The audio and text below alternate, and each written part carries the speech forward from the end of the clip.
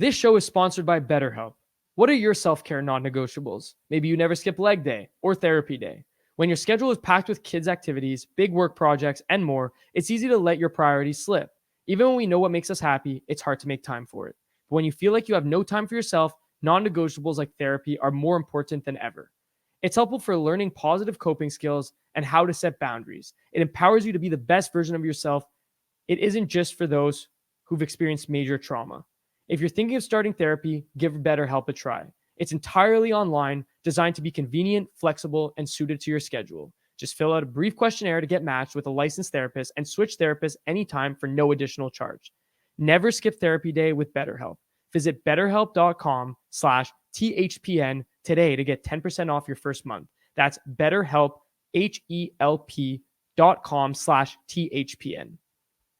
With that being said, I mean, that kind of brings us to our next topic of conversation. We'll stay on the same topic, obviously. Yeah. We'll talk about something a little bit different here. And you're saying, depending on how many goals he scores and whatnot, I think one of the biggest question marks now that Laine has landed in Montreal is how are these lines going to look? Where's Laine going to play? Who's he going to play with? Is he going to be a top six? Is he going to be on the first line? Where's he going to sit on the power play?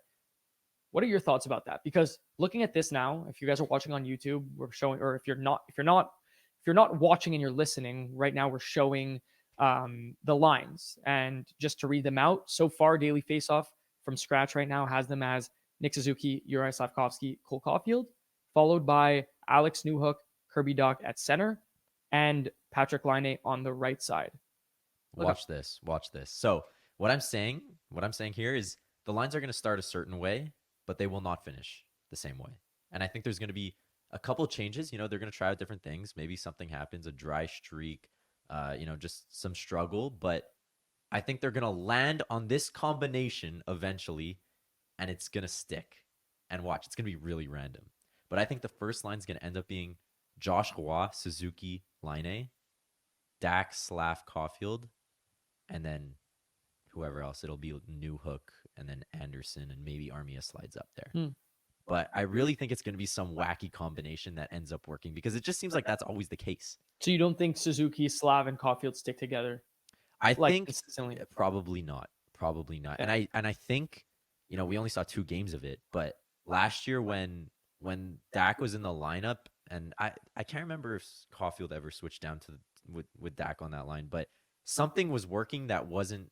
It was Slav and Dach. It was Slav and Dach to begin the season. And they looked really, really good together. With Newhook, I believe, I want to say. I think it was. But I think now that the Habs acquired Laine and Demidov will be coming eventually, I think Newhook's third line position will be more set in stone. I don't think he's a top 6 guy on this team anymore, unfortunately, because I think he's a better center than a winger. And his speed is really a huge trait of his, and as a center, it's really advantageous to have speed. So I think Newhook ends up coming down to the third, and Josh Roy as a playmaker, we were kind of talking about this before.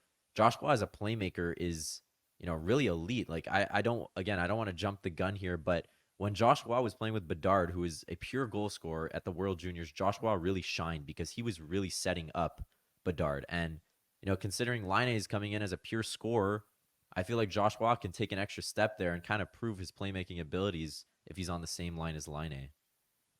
Yeah, I don't hate it at all. I think this is one of those trades where it's very easy to completely forget about a guy like Joshua or completely forget about a guy like Alex Newhook. When in reality, they both do bring something to the table. And when in reality, the Habs are still in a position where they still need to fill that top 6 spot for now going into the season.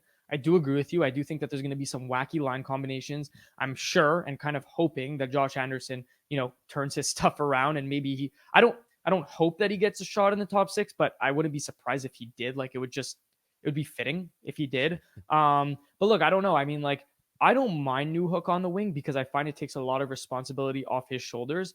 I do agree with you that he did look good at center when he was given that opportunity. But the truth is that, I mean, as long as Dach stays healthy and, knock on wood that he does, Suzuki and him at 1-2 is just absolutely unbelievable. And you just got to work around that. Honestly, I don't know. I mean, based off what we saw for the back half of last season, I really, really do I mean, it's hard not to like Slav, Suzuki, Caulfield together. Like they're obviously. I'm sure Yeah. that's how it's going to start. Yeah. I agree with you. That's might not be how it ends. But I don't know. I like Dach and Laine together. I mean, I'm saying that now as if we have enough of a sample size of like we've never seen them play together, let alone even seen Dach for more than 60 games with the Habs. So I don't know, but that's two big bodies. That's a 6'5" and a 6'2". Dak is 6'4". Okay, so even at that, And that's then why not just add in Slavkovsky at 6'4"? that's a Scary. that's a pretty scary like offensive big line. It's like pure power forward shooters. Yeah, it's interesting, but I like it. I mean, I'm looking at this right now, and yes, this team is nowhere near where it needs to be to win a cup. There's no doubt about that. But with this trade, this team did get significantly better because look what happens, Liam. Like I mean, we're looking at that left side: Slavkovsky, Newhook, Roy, Armia. I mean, your depth because now you had to bump. Well, in this case, they bumped down Roy, but you have to bump down one of Newhook or Roy, right? So in that case, I mean, all of a sudden you're just getting deeper because Newhook and Roy are very, very good third line players. Yeah. I like the fact before you had mentioned this was off camera again. The Habs had like no contribution from the guys that they've paid a lot of money, just more specifically Josh Anderson. So, if this team kind of comes together, gets, you need to be good to be lucky and lucky to be good. But Josh Anderson shouldn't be a 9-goal scorer. He should be more of a 20-goal guy. And if the Canadiens do get that type of offense, then it can be a real turnaround. No, I agree. I agree. And looking at this power play now, Oh, I kind of just scrolled down a bit. I mean, beautiful. come on. Like you get so much better and like you have Mike Matheson there and I think we can all respect that, but there also is the potential that might be Elaine Hudson depending on Yeah. how they go about his development throughout this season. But I mean, come on. I just question like where you're setting these guys up because Caulfield line is also a righty, correct? Yeah. So you're gonna have two righty like it's who's the bumper. Who's really. the bumper? And I don't like either of them in the bumper.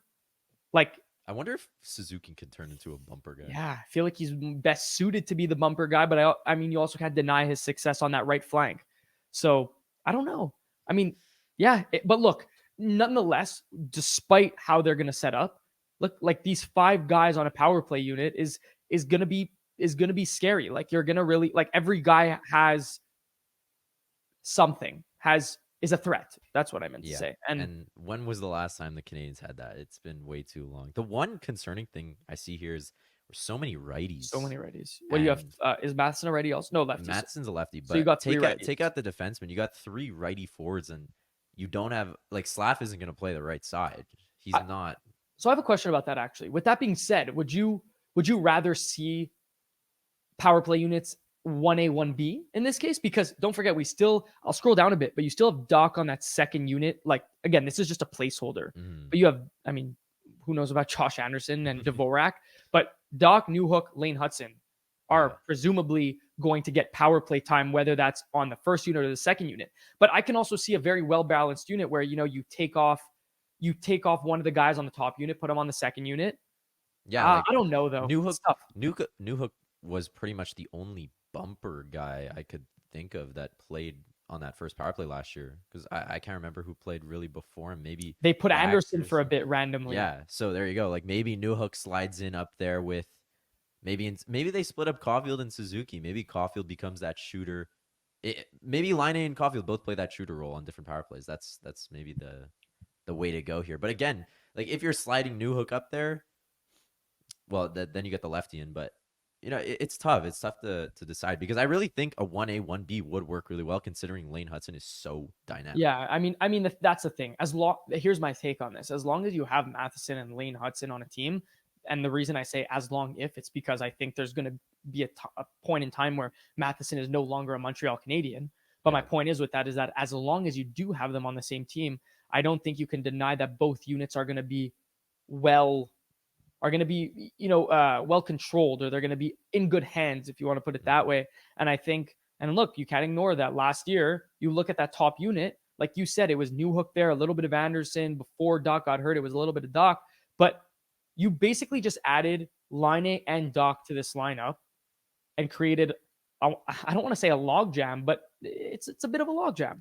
Yeah, there's a lot of guys who are unproven. I don't want to say unproven, but haven't secured that like top power play role like on other teams that have pure all-stars that are proven 80 point per game, 90-point guys. Like Dach is not a proven guy. Laine still has his question marks. Slav is very young. And then what do you do with Caulfield and what do you do with Suze? Like it's tough to decide. And I think it's going to be a tough decision going forward. But as the first, 10, 15, 20 games go on, I think we're going to have You'll get a better idea. We'll get a better idea, better answer to this. I'm excited though, man. I'm looking at this and like, again, I think before the Laine news, we've been talking so much about two things. One, getting Dach back in the lineup, because through that game and a period, or whatever it was, 2 games in a period, game in a period, Game in a period, yeah. Like I just think in that Leafs game, obviously that was the first game of the season. The scoring might have been blown out of proportion a little bit, but like Dach is such, like, we want to talk about Josh Anderson being a unicorn. Like Kirby Dach is more of a unicorn in my opinion. Like I find first of all, his hockey IQ is unbelievable. He dominates the neutral zone. He doesn't get bumped off the puck. He wins battles. He has a good vision. I can name all these things. And again, it doesn't matter unless we see them come to fruition. But the truth is that when he's healthy, he is that good. And I mean now, and on top of that, we always talk about, well, we need to add some talent. And we did. Kent Hughes said we added it through the draft. They did. But he also did say that they wanted to add a bit more immediate help. And they got that with Laine. So now you have your 6 best players or your 5 best players on forward being Suzuki, Slavkovsky, Caulfield, Laine, Kirby Dach. Like that's exciting. A year ago, Liam, like we were excited for the season to start, but we were excited for the ingrown talent. Yeah. Now we have a newcomer. I think this is probably like the most excited I've been in a few years to watch the Canadiens, because I'm going to bring this up again because it's absolutely insane. In the last 3 years, I've been to like 17 Habs games or something, 18 Habs games. I've seen them win once, literally one time. And it was against the Blackhawks. Go figure, man. It's just so discouraging to, I love the Canadiens. I'm never going to not love the Canadiens because they're my hockey team. And no matter what, no matter where they are in the standings, I'm always going to watch them. But, you want to be excited for new things to happen. And it just seemed like there was a point in time where we weren't drafting well. Nobody was exciting to watch.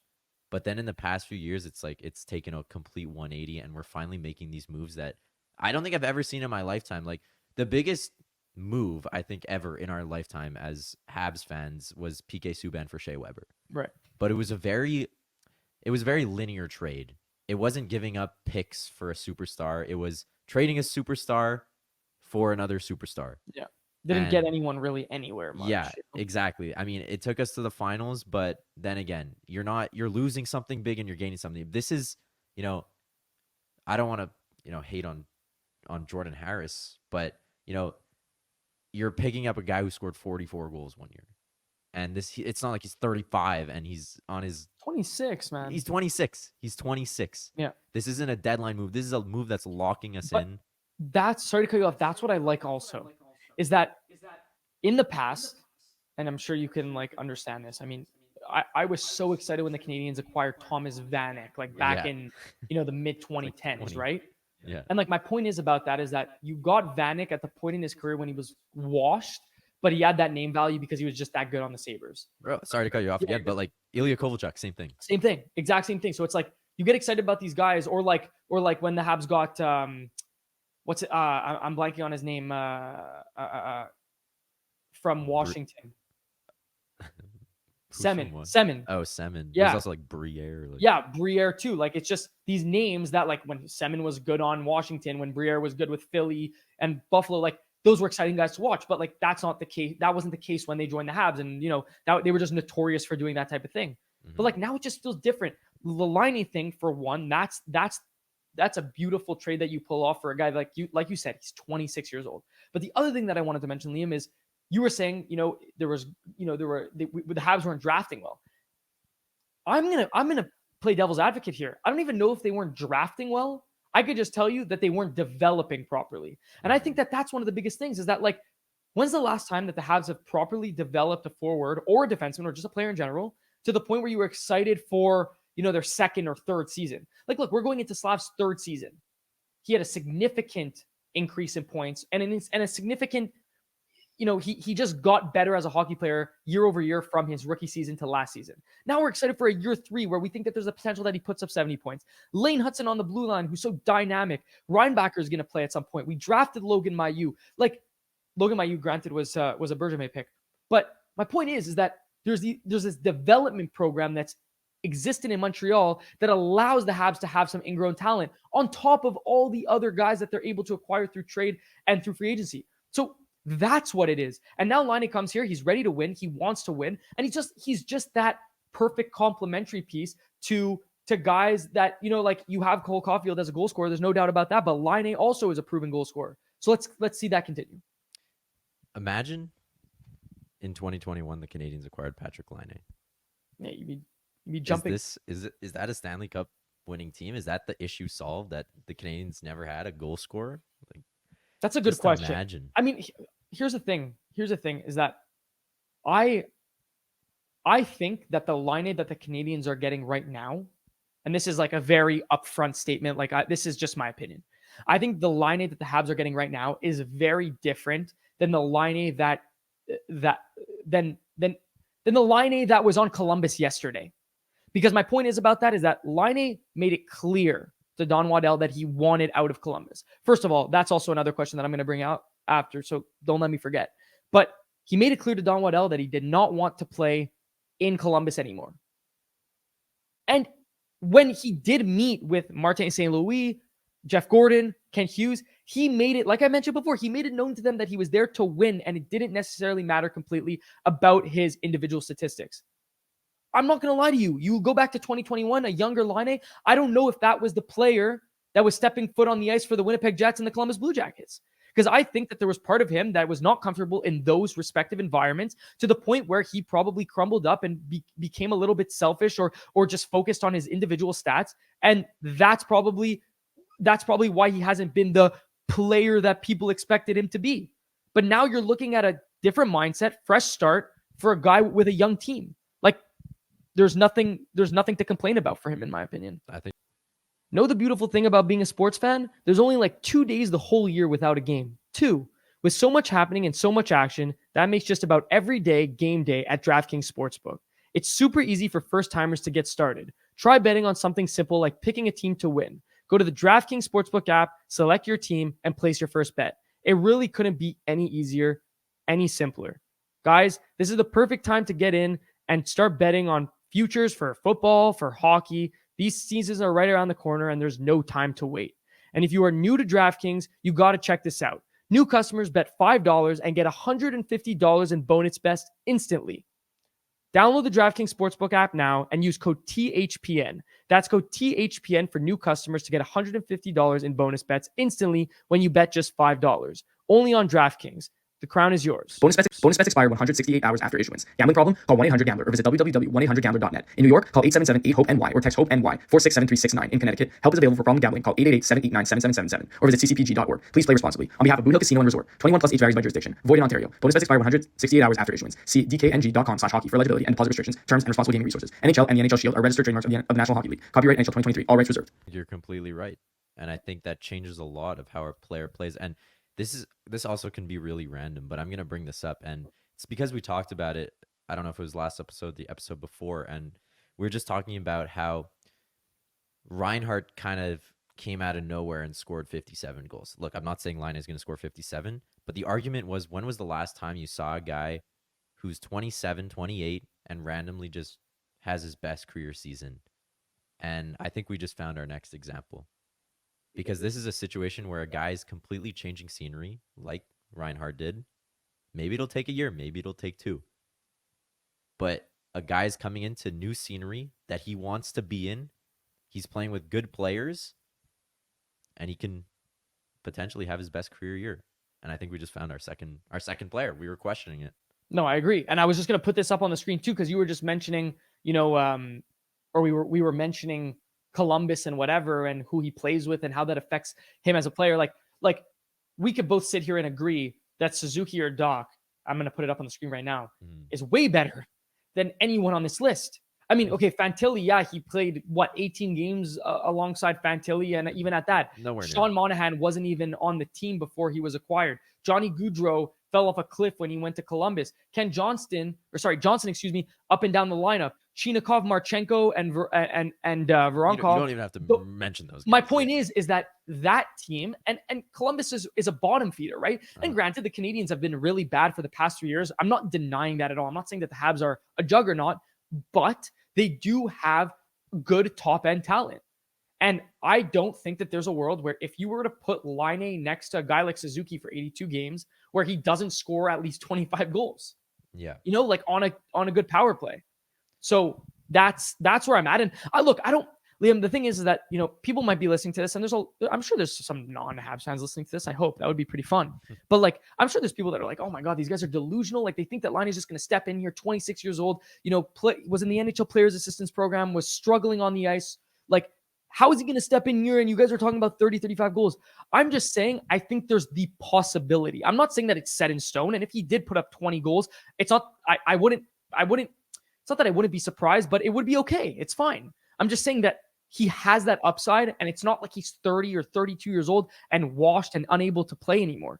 He still has the ability to get out there, change his mindset, and put up 35 goals. Yeah. But I don't want to be redundant either. But it's also the fact that he has the right players beside him. He's not coming into a lineup and playing on a line with Sean Monahan. Like, I'm sorry, I love Sean Monahan. Thank you for. But even at that, man, like he's not coming into a team alone.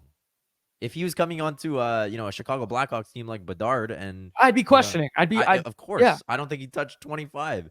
But when you're coming onto a team with a guy who just had Suzuki had 50 assists. You're coming onto a team with Dach, who's taking that next step. You're coming onto a team with Coffey, who just put up 45 assists or whatever it was. I just don't see the possibility of him not having a good season. He would just need to absolutely check out. If you're playing beside these guys, you just got to stand there with your stick out and just shoot the puck, because he knows how to do that. And he's going to score 20 minimum. And I think we're forgetting the biggest thing about this, Liam. And Kent Hughes said it best. There is risk baked into every move, trade, acquisition, transaction. I just said the same word 4 times, just it's synonym. But my point is that there is risk baked into every move, even this one. But the truth is that the risk that is attached to this move is so little. So my point is that even on the lower end of things, and again, I'm not trying to be this huge speculator, but I'm just saying that if there is a world where, he can't stay healthy, he plays 40 games, he scores 8 goals, Habs fans are upset, we gave up very minimal. I like Jordan Harris as a player, but the Habs are stacked on the blue line, and realistically, it wasn't going to work out in the long term. And they acquired a 2nd-round pick. So yeah, we want to sit here and, talk them up all we want, and we will do that because it is exciting. But on the lower end of things, it's not so bad if it doesn't work out. So yeah, it's a win-win in my opinion. Yeah, for sure. And look, it's a 2-year contract. If it doesn't work out, it doesn't work out. He's gone in 2 years. That's the same timeline as contracts like Anderson and Gallagher. And Gallagher. There you go. So that's what I want to say, like almost 20 mil off the books right there. So look, if it doesn't work, if it doesn't work out, it doesn't work out. But this isn't an 8-year commitment. This is 2 years. Right. It's not like the Pierre-Luc Dubois situation, right? Yeah. And even LA was able to move Dubois, so anything is possible. There you go. But I'm excited though. I'm excited. This is a really exciting time if you're a Habs fan, and I'm jealous if you're like a kid who's a Habs fan right now, because you're coming into something really special. Yeah. And we got to grow up with the Habs being in the playoffs almost every year, but it was just there was no direction. No direction, and they were most of the time, aside from a couple, miraculous situations, they were first round exits, right? Exactly. So I mean, we'll see. Like I think. Look, so here we'll leave it on this note, Liam. The Habs are in a very, very tough division. You've got a Boston team that never fails to be good. I mean, at least in the regular season. Yeah. You have a Tampa team that's always going to, as long as they have Kucherov, Point, Hedman. I almost said Stamkos. Yeah. Kucherov, Hedman, Point, and Vasilevsky, they're going to be good. You've got the Toronto Maple Leafs, who, I mean, again, regular season warriors. They're unbelievable at that point in time. Detroit is still a team. I mean, I don't love them, but they're still a team that's going to, be on the brink of playoffs. The Sabres might turn it around this season. The Sens are always they're always claiming that they're out of the rebuild. Who knows if they really are? But the truth is that this is probably the most stacked division in hockey. And how can you forget the Stanley Cup winner, Florida Panther, too? I didn't even have to name them. just for you. You know what I mean? Like, that's just how good it is.